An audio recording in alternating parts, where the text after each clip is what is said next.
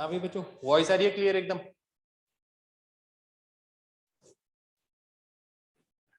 Voice clear है?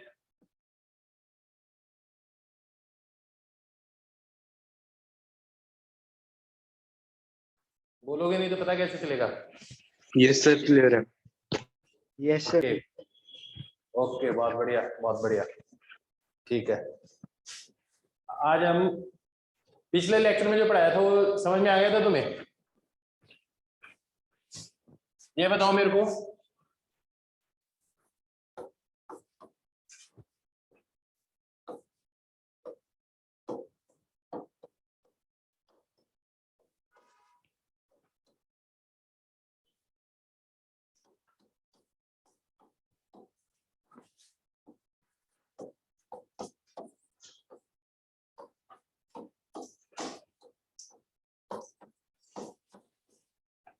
इन दोनों का रिजल्टेंट जो है उसका एम्पलीट्यूड कितना होगा ये बताओ। उसका एम्पलीट्यूड क्या होगा? पिछली क्लास में यही चीज करवाई थी ना मैंने तुम्हें?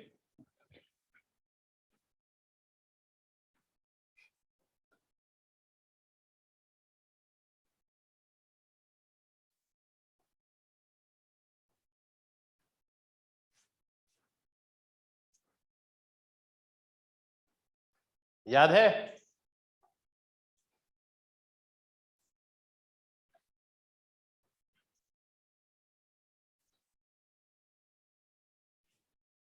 फाइव, रिजल्टेंट एम्पलीट्यूड 5 आएगा। बहुत बढ़िया। ये 4 आएगा, ये 3 आएगा। इन दोनों के बीच का एंगल क्या है? 90 डिग्री। और ये लेंथ क्या आ जाएगी? 5 आ जाएगी। एक और क्वेश्चन है, दो सोर्सेज हैं I naught and I naught intensity की। इन दोनों का जब इंटरफेरेंस होगा तो रिजल्टेंट एम्पलीट्यूड आएगा 3 आई नॉट। इन दोनों सोर्सेज के बीच का फेज डिफरेंस कैलकुलेट करना है। इन दोनों के बीच का फेज डिफरेंस कैलकुलेट कर बताओ। दो सोर्सेज है आई नॉट इंटेंसिटी के, 3 आई नॉट रिजल्टेंट इंटेंसिटी किसी भी पॉइंट पे, फेज डिफरेंस क्या आएगा?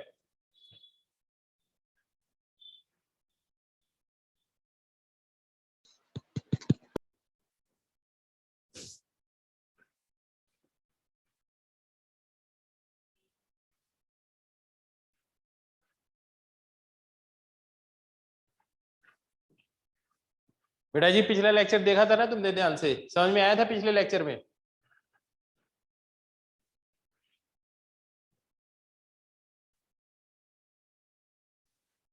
तो पिछले लेक्चर में मैंने तुम्हें एक फॉर्मूला बताया था रिजल्टेंट इंटेंसिटी का।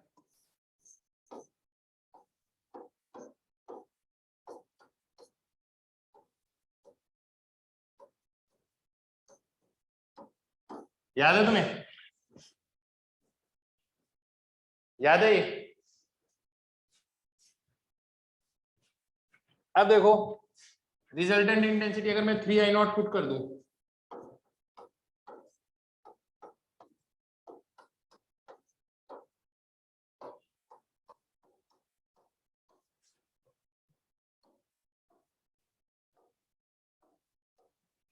ये क्या आ जाएगा?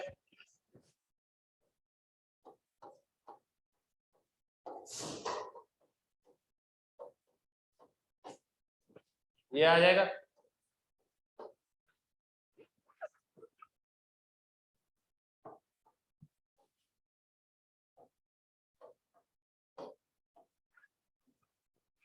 cos इनवर्स रूट 3/2 कितना होता है?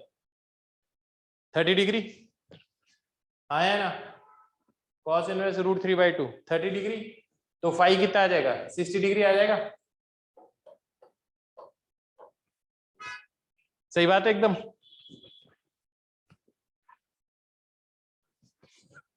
एक और बताओ, आई नॉट इंटेंसिटी है, रिजल्टेंट इंटेंसिटी भी आई नॉट है, पाई की वैल्यू बताओ। पिछले लेक्चर में खूब प्रैक्टिस करवाई थी मैंने इसकी तुम्हें।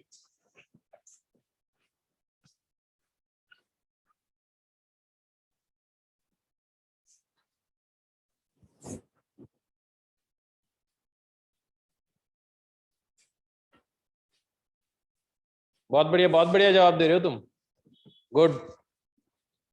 महवेश बहुत बढ़िया। क्या वैल्यू आ रही है? 120 डिग्री। तुम्हें पता है अगर ये ए है, ये ए है,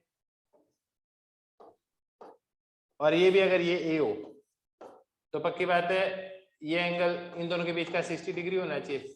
दैट इज इन दोनों के बीच का एंगल कितना है? 120 डिग्री है। अगर रिजल्टेंट इंटेंसिटी 2I0 आई तो क्या आएगा आंसर? मैंने बोला था ये स्टैंडर्ड रिजल्ट है, इनको तो तुम याद भी कर सकते हो। तो क्या आएगा?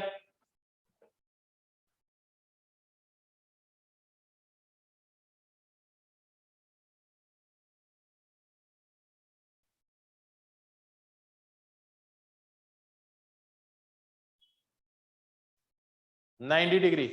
नवेश बहुत बढ़िया, 90 डिग्री। क्यों? तुम्हें पता है अगर ये ए है, ये ए है, तो ये कितना आएगा? √2a आएगा। तो इंटेंसिटी क्या होता है इसका स्क्वायर, तो 2a स्क्वायर, तो 2I0 हो जाएगी ना इंटेंसिटी। हाँ है ना? याद है ना पिछले लेक्चर में यही सब किया था हमने।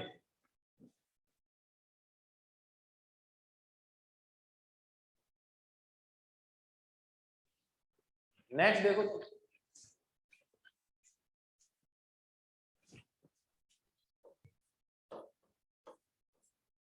A1/A2 की वैल्यू है मान लो 4/7। I1/I2 की वैल्यू बताओ कितनी आएगी? I1/I2 की वैल्यू कितनी आएगी?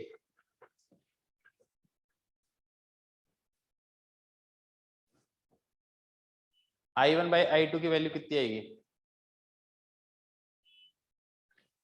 बहुत बढ़िया। एम्पलीट्यूड का स्क्वायर ही करना है, हाँ या ना?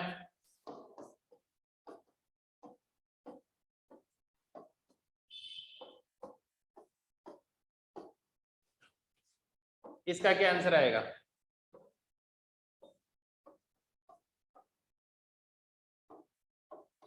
I maximum upon I minimum का क्या रेशियो आएगा?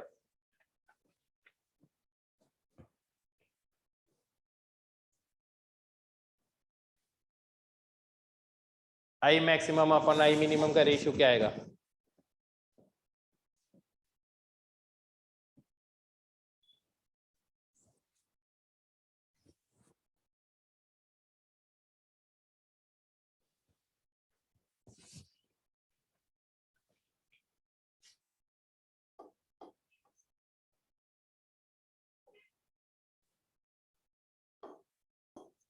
ये आएगा,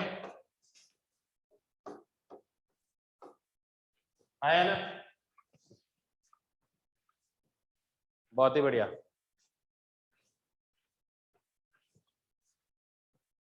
बस मैं ये देख रहा हूँ तुम्हें पिछले लेक्चर का समझ में आया था या नहीं आया था। दो सोर्सेज हैं, इन दोनों के बीच का डिफरेंस है 4 लैम्डा। इस सर्कुलर पाथ पे अगर मैं घूमता हूं तो मैक्सिमम इंटेंसिटी कितनी बार सुनाई देगी? मैक्सिमम इंटेंसिटी कितनी बार सुनाई देगी?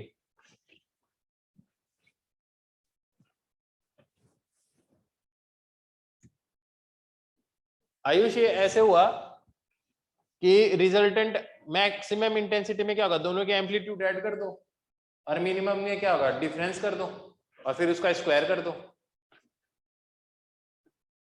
आयुष्मान समझ में आ गई बात?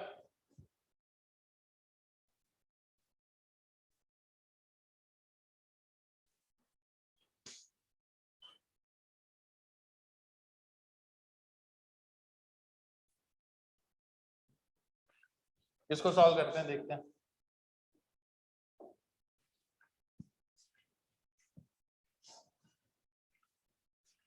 आयुष्मान पिछले लेक्चर में बताया था मैंने इसके बारे में। मैंने बोला था कि A1/A2, A मैक्सिमम में एम्पलीट्यूड क्या होगा, 7 + 4 11 होगा, हाँ या ना?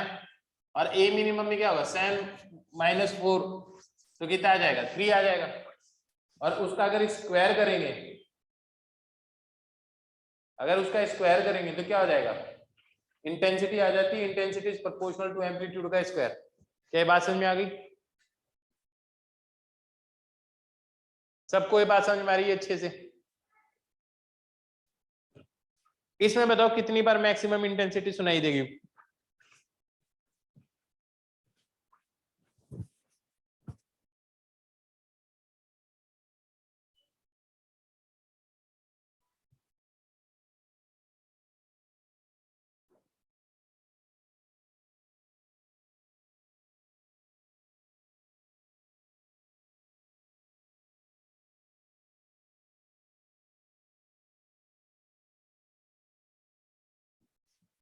ये बताओ इस पॉइंट पे पाथ डिफरेंस क्या मिलेगा?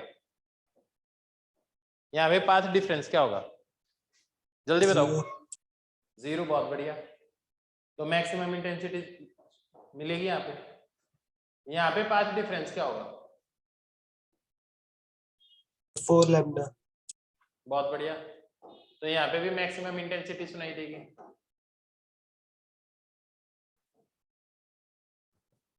ये 0 तो यहाँ पे पाथ डिफरेंस क्या होगा?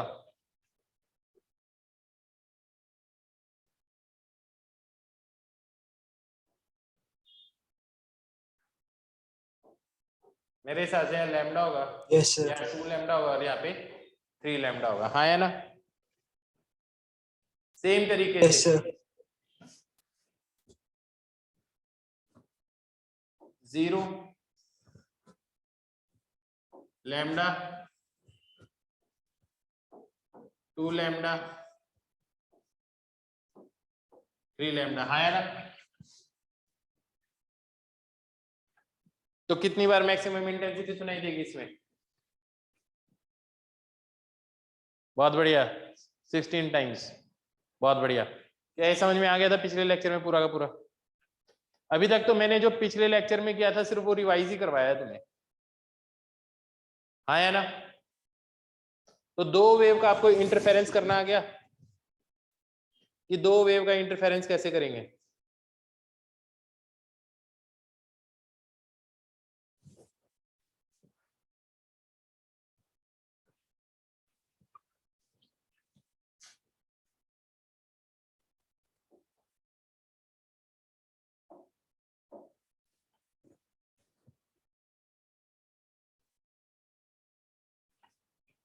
एक चीज सोचो, अगर एक वेव है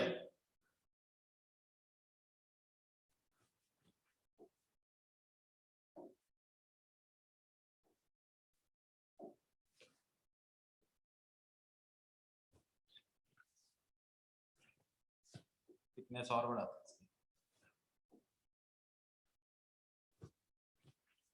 अगर दोनों रस्सी में टेंशन सेम है तो वेव वेलोसिटी किस में ज्यादा होगी? फर्स्ट में या सेकंड में? वेव वेलोसिटी किस में ज्यादा होगी? टेंशन सेम ही है तो वेव वेलोसिटी किस में ज्यादा होगी?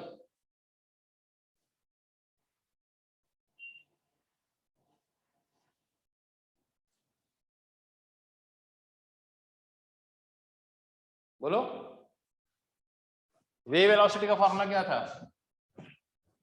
सर फर्स्ट में।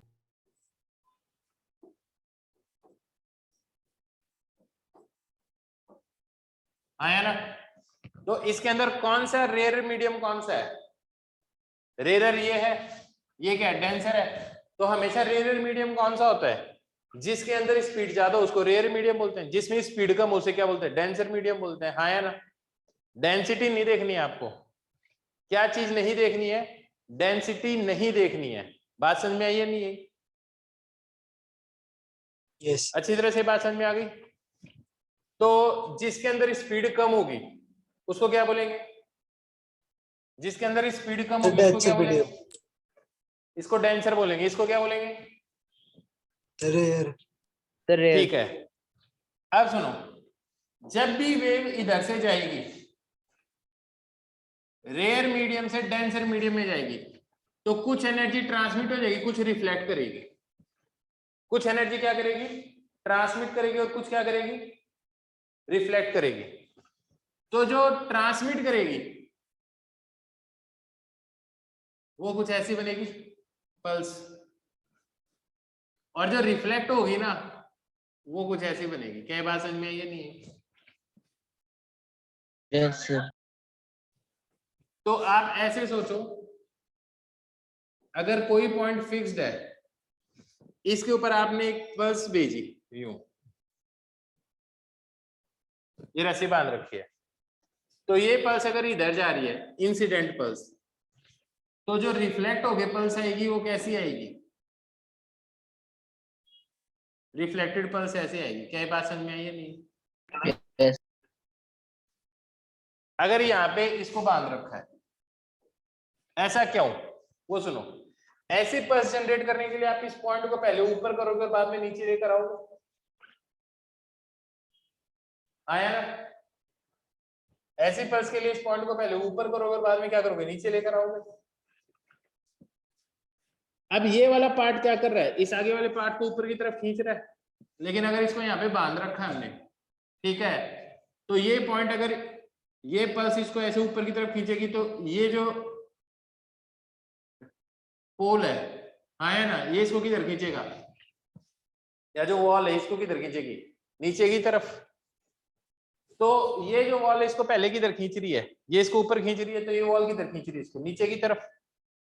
और जब ये पोर्शन आएगा तो ये पोल ये जो रस्सी का पार्ट है इसको किधर खींचेगा? नीचे की तरफ। तो ये किधर खींचेगा? इसको ऊपर की तरफ। तो फिक्स्ड पॉइंट होगा ना, तो वेव रिवर्स होकर जाती है। मैं एक बार तुम्हें दिखा देता हूं ऐसा, ठीक है? देखेंगे तो अच्छे से समझ में आ जाएगा।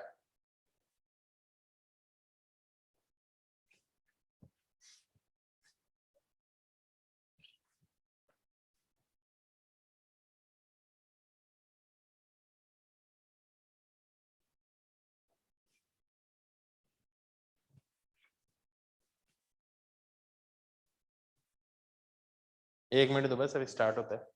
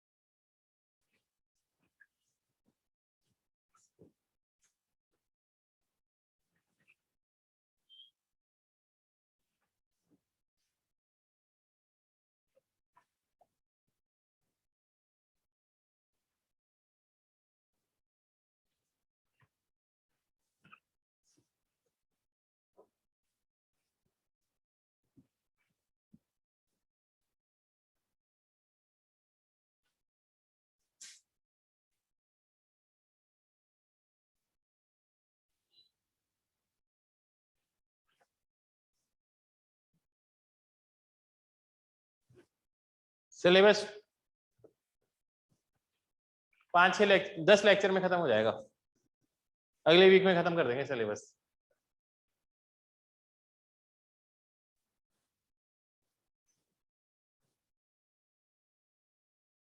तुम्हारे सिलेबस से डॉपलर इफेक्ट हट गया है ना? सिलेबस में डॉपलर इफेक्ट थोड़ी है तुम्हारे।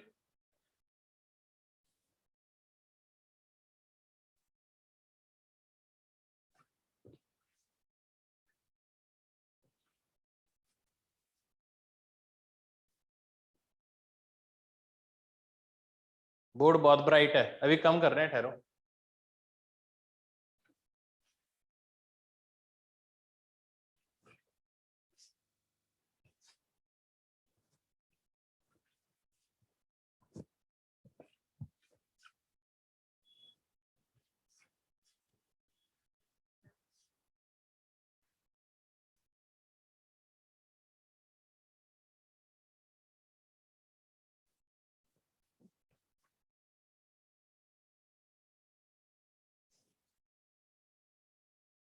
जे में वो बाद में करवा देंगे, क्योंकि पहले तुम्हारे पेपर आ रहा है ना।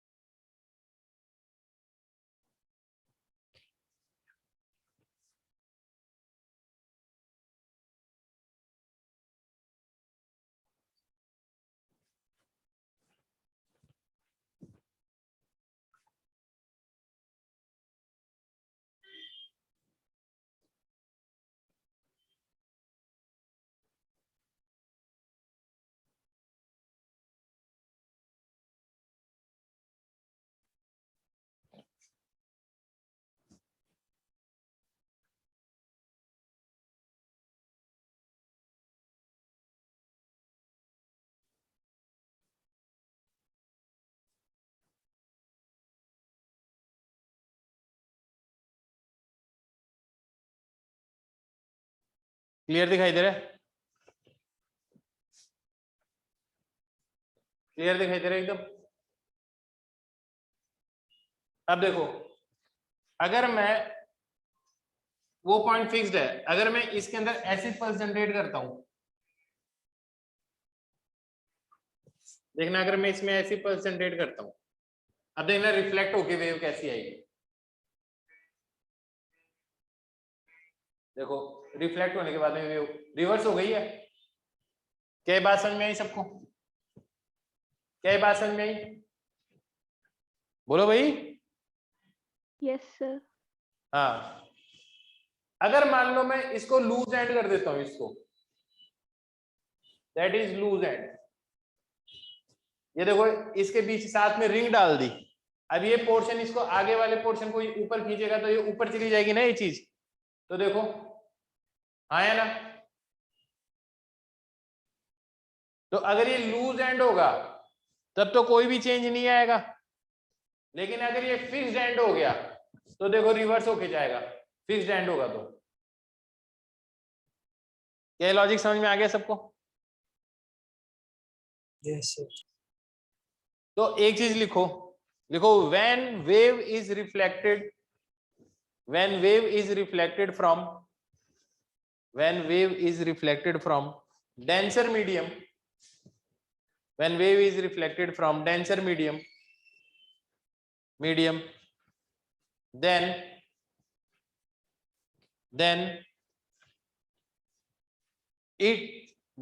its phase,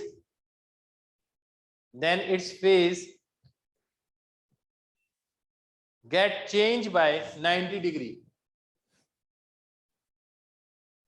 sorry, its phase get changed by 180 degree, that is pi radian, 90 degree से नहीं, पाई रेडियन से चेंज हो जाता है।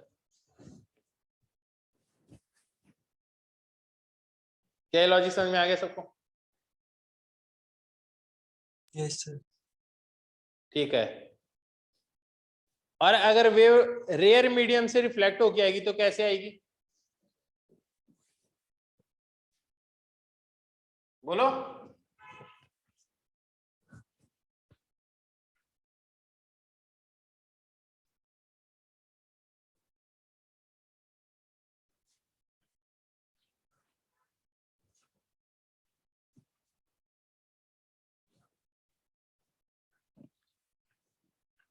बोलो, अगर रेयर मीडियम से रिफ्लेक्ट होके आएगी तो क्या चेंज आएगा?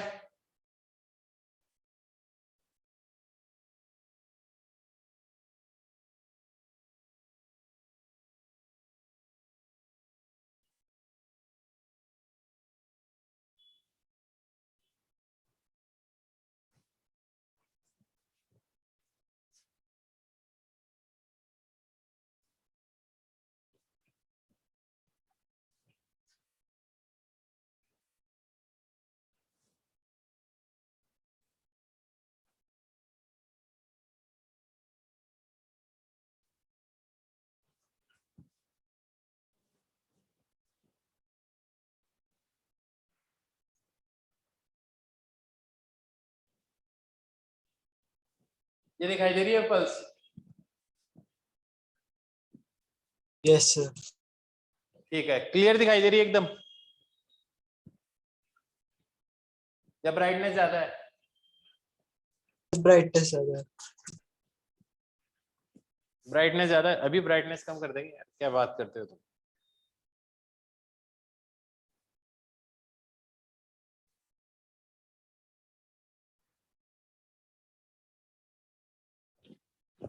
अभी ब्राइटनेस कम कर देते हैं। अब ठीक है? Yes, sir. ठीक है, अब देखो मैं इस पल्स को भेज रहा हूं, फ्री एंड है,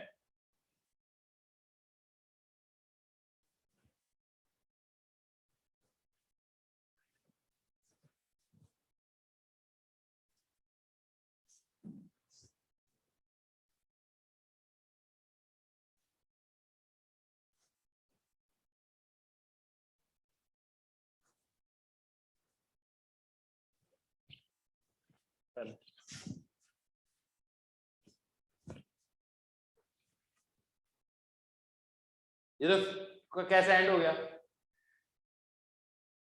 फ्री एंड हो गया, हाँ या ना? और अगर फिक्स्ड एंड होगा तो कैसा होगा?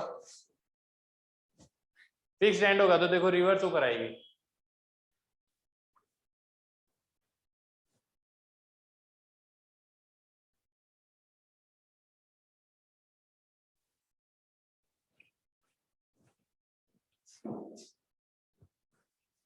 एक चीज ये होती है जिसे बोलते हैं स्टैंडिंग वेव।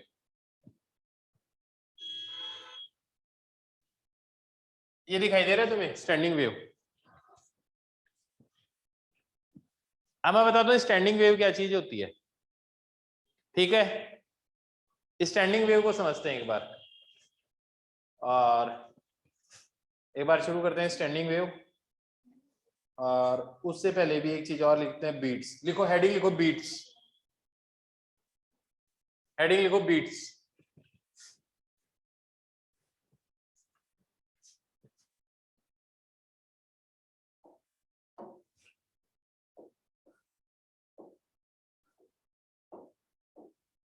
हेडिंग लिखो बीट्स। अब देखो बीट्स क्या चीज होती हैं? बीट्स होती हैं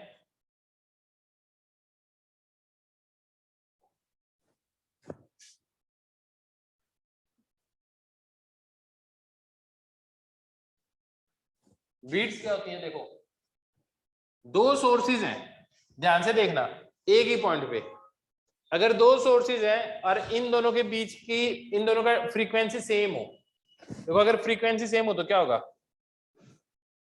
इस किसी पॉइंट पे कंस्ट्रक्टिव है तो सामने वाले पे कंस्ट्रक्टिव मिलेगा, डिस्ट्रक्टिव है तो डिस्ट्रक्टिव ही मिलेगा। लेकिन एक ही पॉइंट पे अगर आप खड़े हो सामने, जहां पे पाथ डिफरेंस 0 है, अब देखो अब क्या होगा? अगर मान लो एक थोड़ी तेज चल रहा है, एक धीरे चल रहा है, तो एक टाइम के बाद में क्या हो जाएंगे? दोनों साथ होंगे, फिर दोनों धीरे धीरे क्या करेंगे? एकदम अपोजिट हो जाएंगे, हाँ या ना? फिर दोनों क्या हो जाएंगे? साथ हो जाएंगे। क्या बात समझ में आई है? नहीं है? Sir, repeat कर दो सर. फिर से बोल रहा हूं, अगर एक चीज ऐसे चलती है, देखो दो सोर्सेस की फ्रीक्वेंसी सेम है, तब तो ये साथ साथ में यूं ही चलेंगे, अभी भी फ्रीक्वेंसी सेम है, आया ना? तो जब फ्रीक्वेंसी अलग होगी तब क्या होगा? ये देखो, जैसे ये यूं जाके यूं आए, एग्जैक्टली एक टाइम पीरियड का डिफरेंस है। लेकिन अगर मैं इसको ऐसे कर दूं, एक तो चल रहा है लेकिन दूसरा उससे थोड़ा सा ही धीरे चल रहा है, तो धीरे धीरे ये क्या हो जाएंगे, एक दूसरे से एकदम अपोजिट हो जाएंगे, और फिर थोड़ी देर बाद में क्या हो जाएंगे, फिर से साथ में हो जाएंगे, हाँ या ना। ऐसा सोचो, एक सर्कल है, दूसरा सर्कल स्लाइटली बड़ी रेडियस का है, दो बंदे सेम ही स्पीड से दौड़ रहे हैं, ये ए है,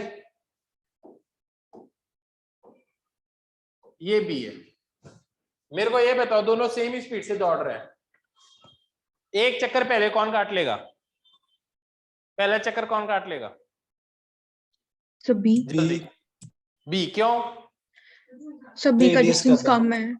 तो बी अगर घूमकर यहाँ पे आएगा तो ए कुछ पीछे ही रह गया होगा ना एक चक्कर के बाद में, हाँ या ना। क्या ये बात समझ में आ रही है, नहीं आ रही? अब बी एक और चक्कर काट लेगा तो ए कहां पहुंचा होगा, कुछ यहाँ पे, हाँ या ना। बी एक और चक्कर काट लेगा तो ए कहां पहुंचा होगा, यहाँ पे। अब मेरी बात समझ में आ रही है, नहीं आ रही?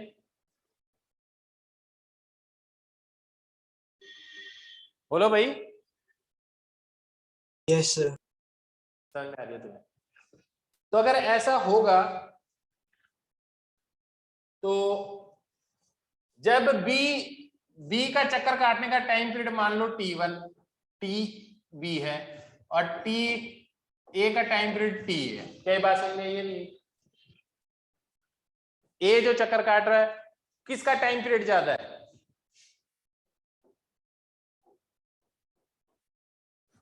ऐसे टाइम पीरियड किसका ज्यादा है? ए का ज्यादा टाइम पीरियड है। जब ए का टाइम पीरियड ज्यादा है तो एक चीज सोचो तुम, जब अगर ये एन चक्कर काट चुका होगा टी ए, और अगर ये दोनों वापस इसी पोजीशन पे आ गए होंगे, हाँ या ना, एक दूसरे के पास ही, ऐसे एक पोजीशन आएगी बी यहाँ होगा और ए यहाँ होगा, हाँ या ना, फिर वापस पीछे पीछे चलते चलते, तो इसका मतलब किसी चीज ने एक एक्स्ट्रा चक्कर काट रखा होगा।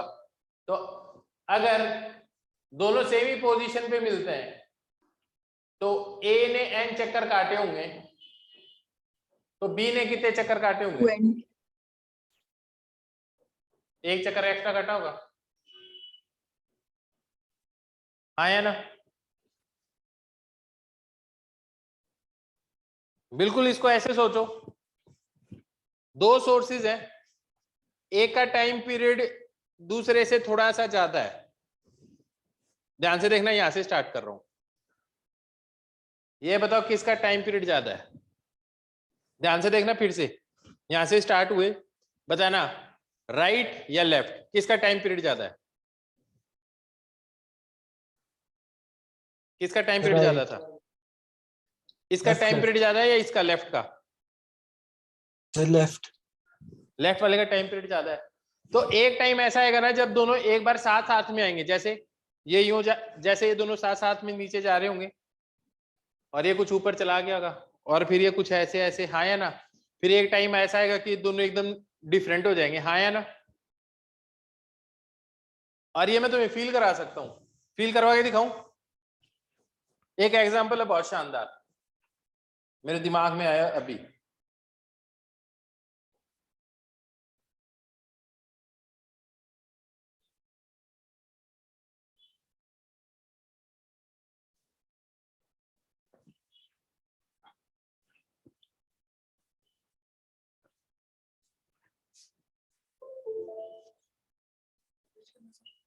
स्विच तो कर दिया मैंने,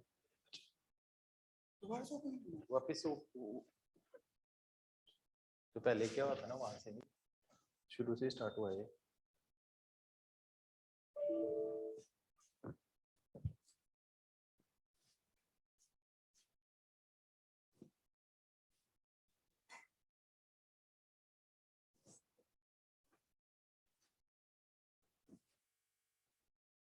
अभी इसका एक एग्जांपल बता रहा हूं मैं तुम्हें, एकदम शानदार एग्जांपल है।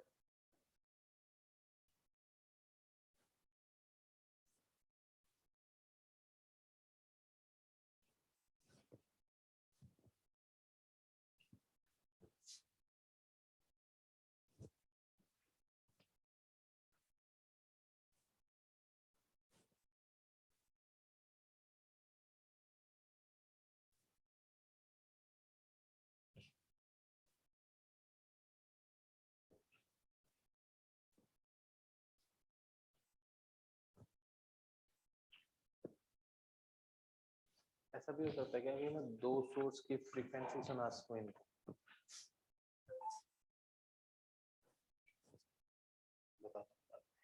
कल बता दूंगा।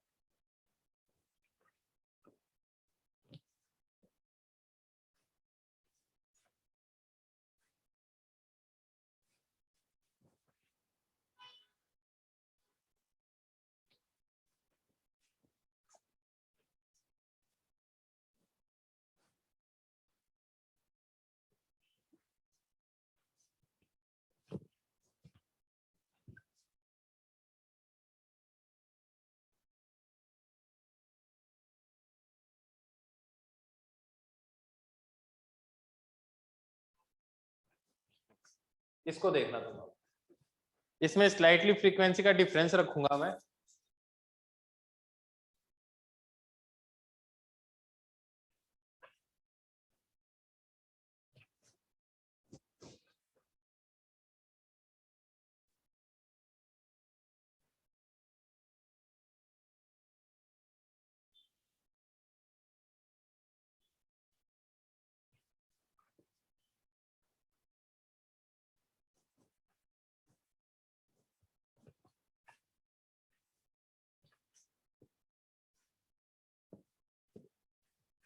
किसका टाइम पीरियड ज्यादा होगा, रेड वाले का या ब्लू वाले का?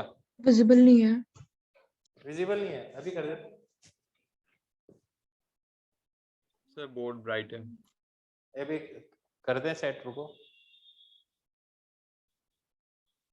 अब क्लियर है? Yes yes sir. किसका टाइम पीरियड ज्यादा होगा, ब्लू का या रेड का? रेड का। रेड का। अब मैं क्या करता हूं, इन दोनों की लेंथ में स्लाइट डिफरेंस रखूंगा, ठीक है? ज्यादा डिफरेंस नहीं रखूंगा।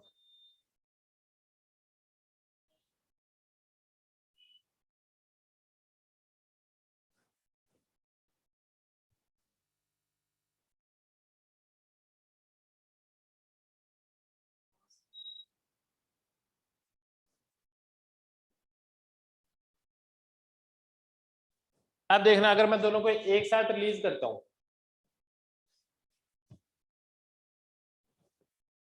स्लो करें इसको थोड़ा, फिर से रीसेट करता हूं इसको स्लो करके। देखो, एक दोनों को एक साथ रिलीज कर रहा हूं मैं, ठीक है? अब देखो क्या होगा, किसी ना किसी टाइम पे ये दोनों एक साथ होंगे। यहाँ पे देखना तुम, कितने ऑसिलेशंस के बाद में दोनों एक साथ यहाँ पे पहुंचेंगे, एक साथ। एक टाइम ऐसा होगा, देखो इसके अंदर ये एक एक्सट्रीम पे होगा, ये एक एक्सट्रीम पे होगा। इट मींस दोनों के बीच का जो फेज डिफरेंस है वो पाई हो गया होगा उस टाइम पे।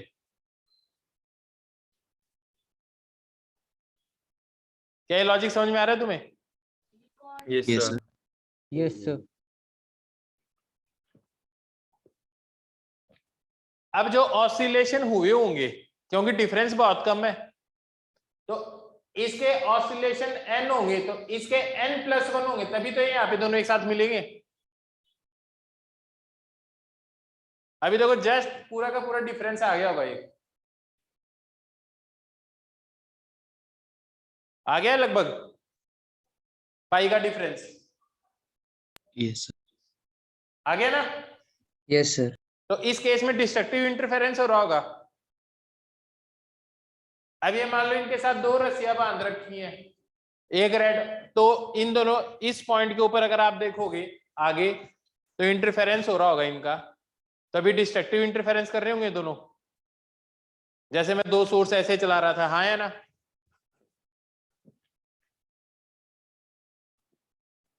क्या लॉजिक समझ में आ रहा है तुम्हें?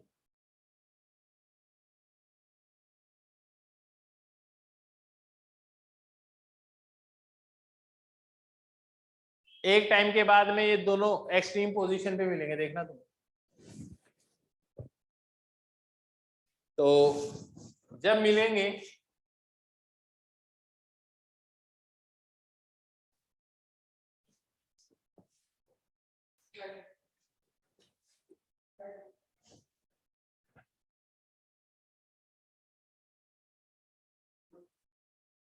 एंड्रॉइड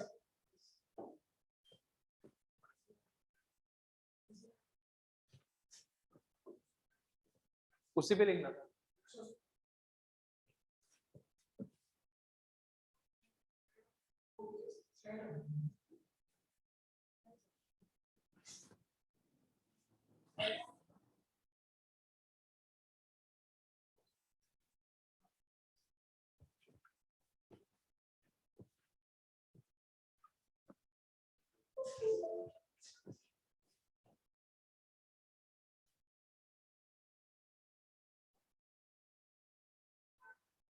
ऊपर ही ऊपर।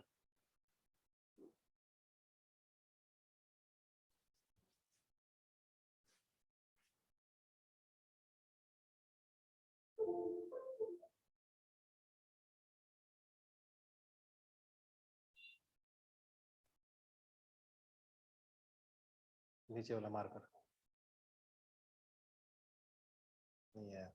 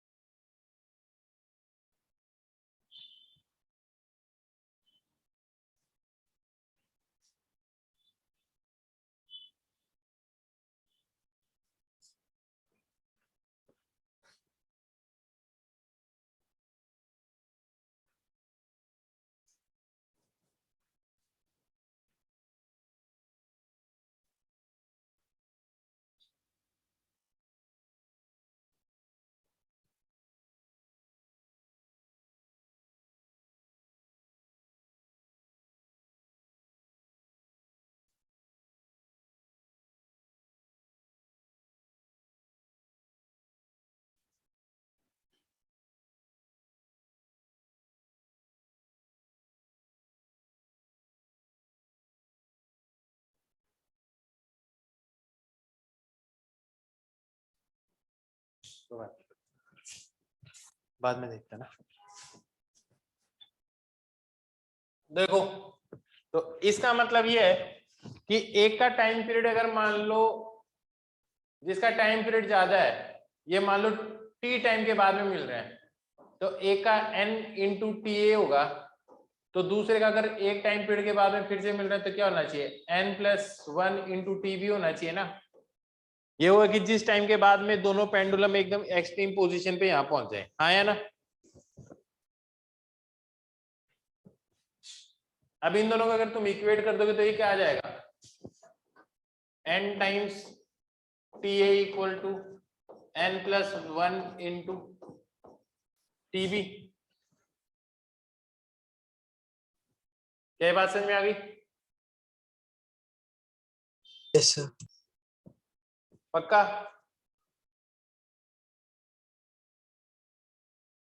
तो चलो इसी को सीधा सॉल्व कर लेते हैं। ये इक्वेशन फर्स्ट मान लो, ये सेकंड मान लो, तो क्या आ जाएगा आपके पास, t इक्वल टू n की जगह क्या लिख सकता हूं मैं, n की जगह t अपॉन टी ए लिख सकता हूं।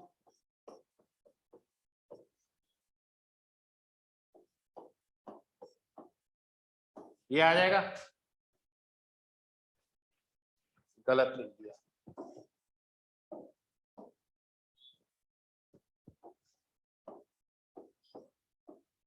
ये ऐसा आ जाएगा, टी भी इसके नीचे आ जाएगा।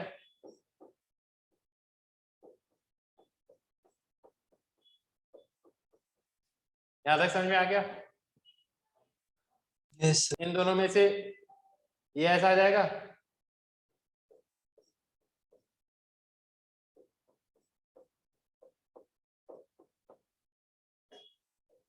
ये आ जाएगा ऐसा, यस सर। इसमें से t कॉमन बाहर निकल जाएगा, तो ये ऐसा आ जाएगा।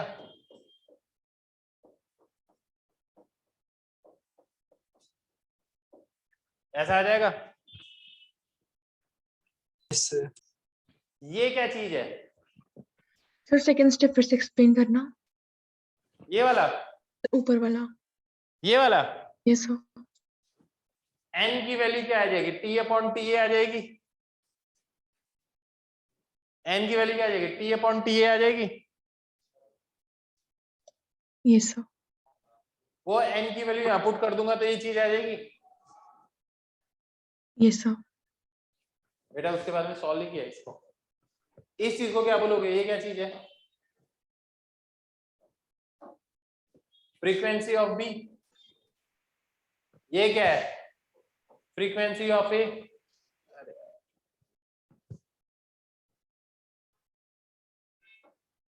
ये क्या चीज है?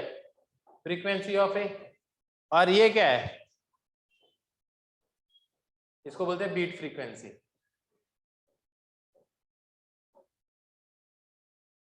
इसको क्या बोलते हैं? बीट फ्रीक्वेंसी बोलते हैं। क्या बात समझ में आ गई? Yes, sir. Yes, sir. अच्छी तरह से। अब बताओ, तुमने कभी बीट्स सुनी है क्या? तुमने कभी बीट्स सुनी है क्या?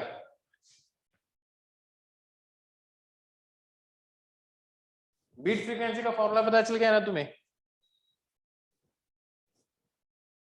आज मैं तुम्हें बीट सुनाता हूं, ठीक है?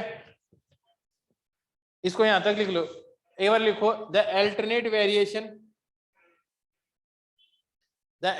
Variation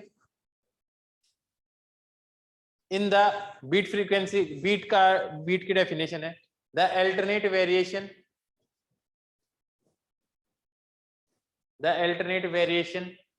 in the intensity of sound.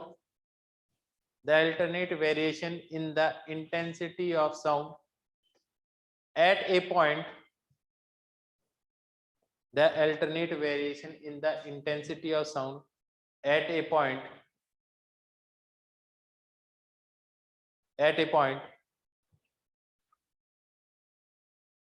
point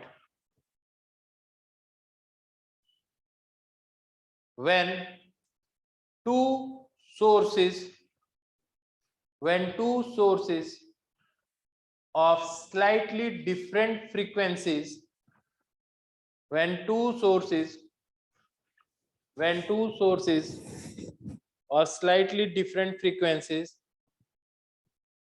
or slightly different frequencies are sounded together. Definition समझ में आ गई बीट फ्रीक्वेंसी की?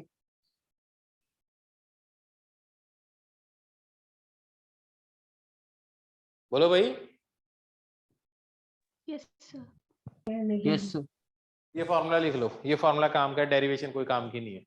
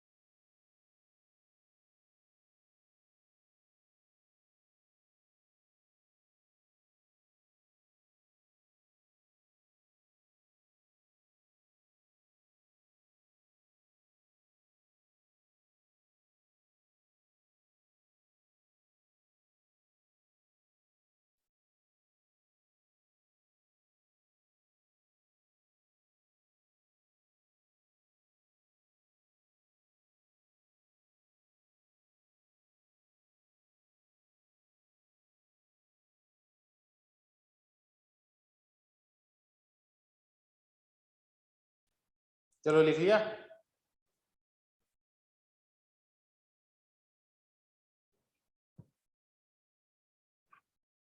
अब मैं तुम्हें बीट सुनाता हूं, ठीक है? बीट होती क्या है? सबसे पहले एक बात बताओ, 441 हर्ट्ज दिखाई दे रहा? 441 हर्ट्ज। मैं तुम्हें 441 हर्ट्ज सुनाता हूं,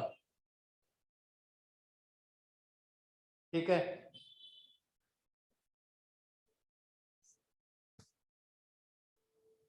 सुनाई दे रहा 441 हर्ट्ज? बोलो यार, नहीं सुनाई दे रहा? No, No, sir. sir. No, sir.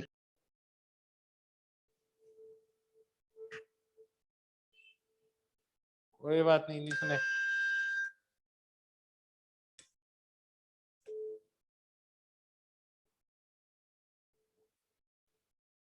कोई बात नहीं, नहीं सुनाई दे रहा तो तुम्हें बीट तो सुनाएंगे ही, कुछ भी हो।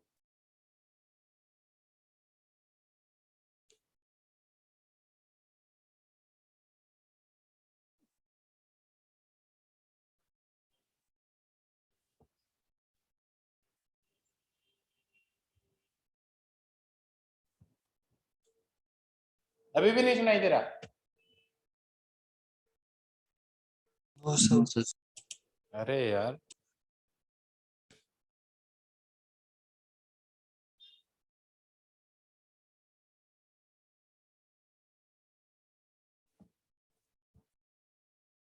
कोई नहीं, ठहरो।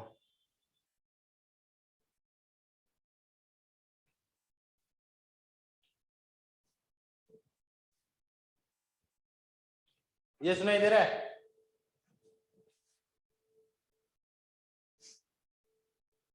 या अभी भी नहीं सुनाई दे रहा? No sir. No sir.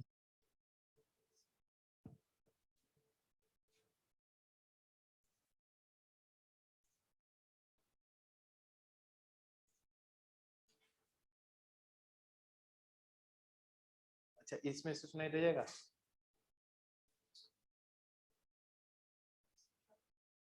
Frequency generate या बीट फ्रीक्वेंसी।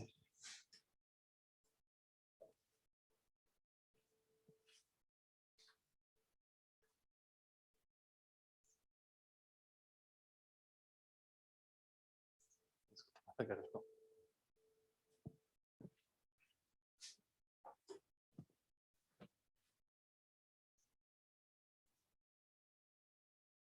हाँ, कोई बात नहीं, चलो।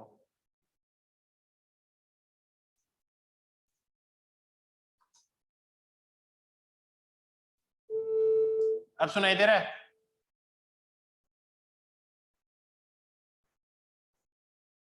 पक्का?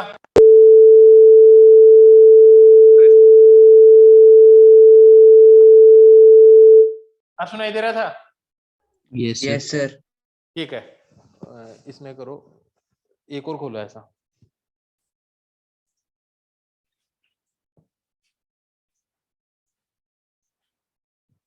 अब एक में 441 करो। हाँ, अब दोनों को प्ले कर दो, इसको भी कर दो, उसको भी कर दो। नहीं, सेम, एक में 440, एक में 441।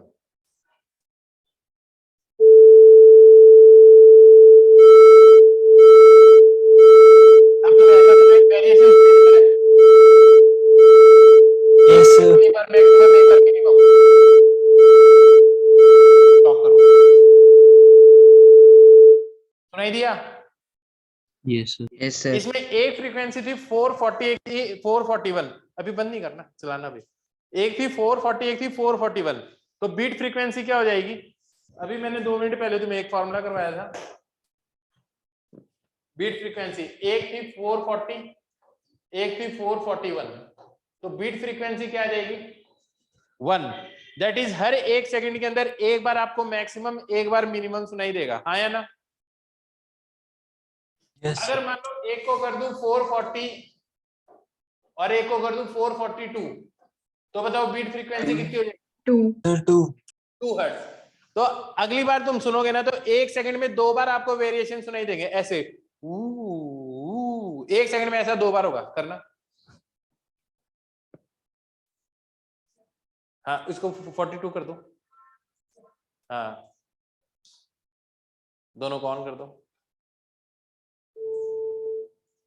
अब देखो, एक सेकंड में 2 बार।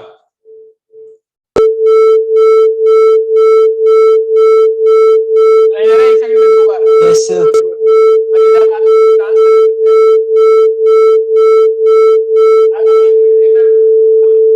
कर रहा हूँ। एक में 440 है, 440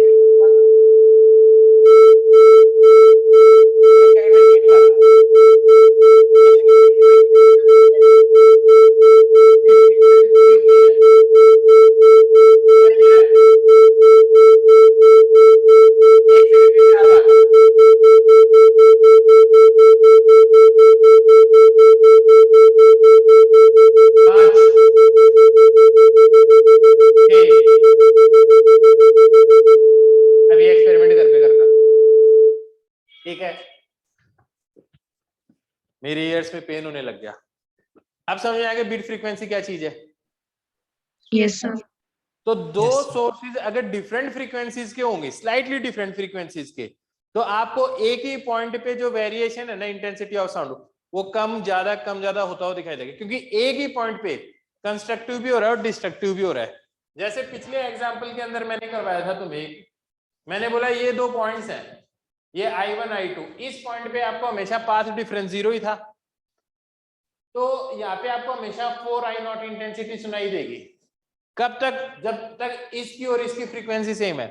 फ्रीक्वेंसी का हल्का सा डिफरेंस होगा, एक होगी 440 की और एक होगी 441 की, तो यहाँ पे एक सेकंड में एक बार मैक्सिमम और फिर मिनिमम, और दो हो जाएगा डिफरेंस, तो एक ही पॉइंट पे कंस्ट्रक्टिव भी सुनाई देगा, डिस्ट्रक्टिव भी सुनाई देगा। क्या लॉजिक समझ में आ गया सबको? Yes, sir. Yes, sir. अच्छे से बीट फ्रीक्वेंसी समझ में आ गई? Yes, sir. ठीक है, तो फॉर्मूला भी लिख दिया तुमने बीट फ्रीक्वेंसी वाला, ये वाला। अब मेरे को ये बात बताओ, दो सोर्सेज है आपके पास, दो ट्यूनिंग फॉर्क है,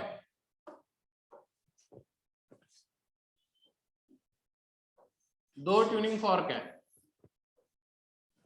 एक की फ्रीक्वेंसी है 480, दूसरे की फ्रीक्वेंसी है 486 हर्ट्ज। बीट फ्रीक्वेंसी क्या होगी? 6. 6 होगी। अब सुनो, अगर मैं क्या करता हूं, इसको है ना थोड़ी सी फाइलिंग कर देता हूं, या फिर इसके ऊपर मान लो वैक्स लगा देता हूं, इसके ऊपर यहाँ पे थोड़ी वैक्स लगा देता हूं, तो इसकी फ्रीक्वेंसी बढ़ेगी या घटेगी? तो कम होगी। कम हो जाएगी। कम हो जाएगी, हाँ या ना? तो ये तो कर दिया, वैक्स लगा दी इसके ऊपर। फाइलिंग करने का मतलब समझ गए तुम क्या होता है? फाइलिंग करने का मतलब घस देना, फाइल कर देना, घस देना, हाँ या ना? Yes, sir. तो अगर मैं इसकी फाइलिंग कर दूं तो क्या हो जाएगा? फ्रीक्वेंसी क्या हो जाएगी इसकी? तो कम हो जाएगी। ज्यादा हो जाएगी। फाइलिंग करने से फ्रीक्वेंसी इंक्रीज होगी, फाइलिंग करने से पतला हो जाएगा। इसको यो, अगर आप एक पॉइंट पे अगर इसको हिट करोगे तो ये ज्यादा स्पीड से वाइब्रेट करेगी चीज, हाँ या ना? ज्यादा मास लगिश करता मोशन को। Yes. क्या लॉजिक समझ में आ गया सबको? Yes, sir. Yes, sir. पक्का? Yes, sir. Yes, sir. अब अगर तुम्हें ये बात समझ में आ गई है, तो फाइलिंग करने का मतलब क्या होगा? फाइलिंग करने का मतलब क्या होगा? Frequency increase करना. ठीक है, अब मान लो आपके पास दो सोर्सेज हैं, ए और बी। इस ए की जो फ्रीक्वेंसी है वो है 480 हर्ट्ज, और जो बीट फ्रीक्वेंसी है ना,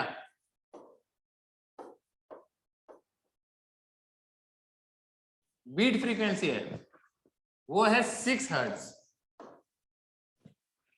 तो ये बताओ बी की क्या क्या फ्रीक्वेंसी हो सकती है? 486.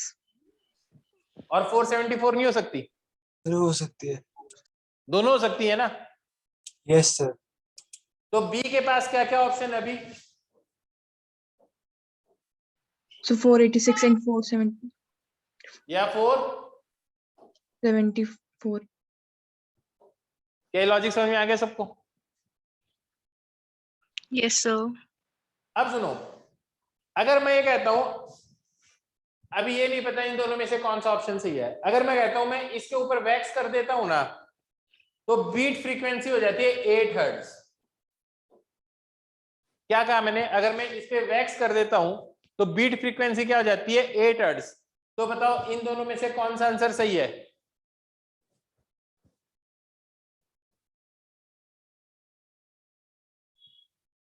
भाई या तो 486 की होगी या 474। मैं कहता हूं अगर मैं इस पे वैक्स कर देता हूं तो बीट फ्रीक्वेंसी हो जाती है 8 हर्ट्ज।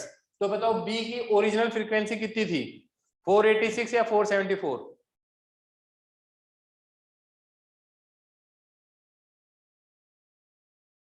क्या हो गया बेटा, फंस गए क्या? या समझ नहीं आ रहा?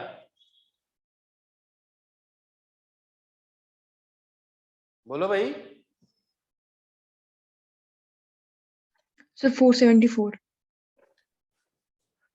क्योंकि अगर तुमने वैक्स किया तो इसकी फ्रीक्वेंसी क्या होगी, कम।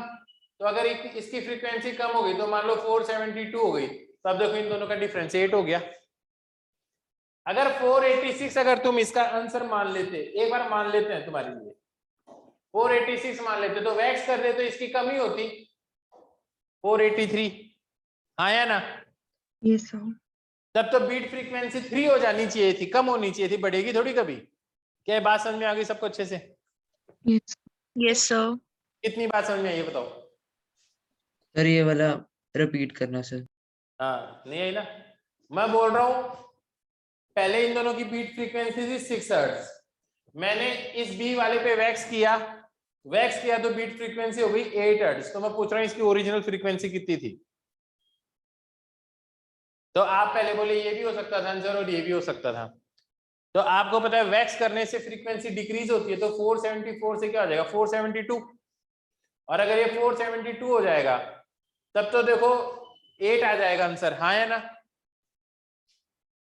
लेकिन अगर मैं ये कहता हूं अगर मान लो 486 आपका आंसर मान लेते आप, तो क्या होता, वैक्स करने से इसकी फ्रीक्वेंसी कम होती तो ये क्या होती 485 होती या 484 होती, 483 होती।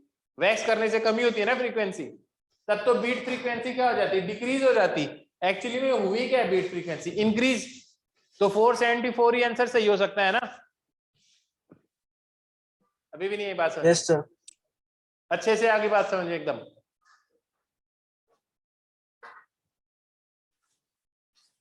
बोलो। Yes, sir. Yes sir. ठीक है, तो बीट समझ में आ गया तुम्हें?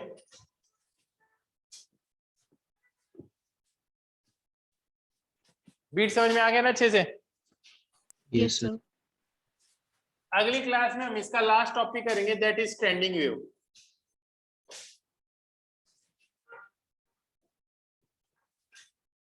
स्टैंडिंग वेव करेंगे अगली क्लास में। एक बार रीडिंग लगा लेना उसकी।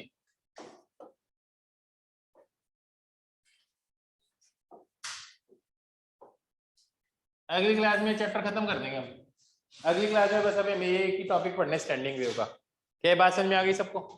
Yes sir. Yes, new sir. Chapter कौन सा करेंगे? उसके बाद में KTG and thermo. Okay sir. ये तो समझ में आ ही गया ना तुम्हें अच्छे से? Yes sir. अभी तक पूरा समझ में आ गया तुम्हें? Yes, sir. डॉपलर भी करवा देंगे, मतलब टेंशन, सब करवा देंगे। कल हो सकता है मैं तुम्हें डॉपलर स्टैंडिंग वेव दोनों करवा दूंगा कंप्लीट। ठीक है, ओके सर। ओके बच्चों, bye bye. Thank you sir. Thank you, sir.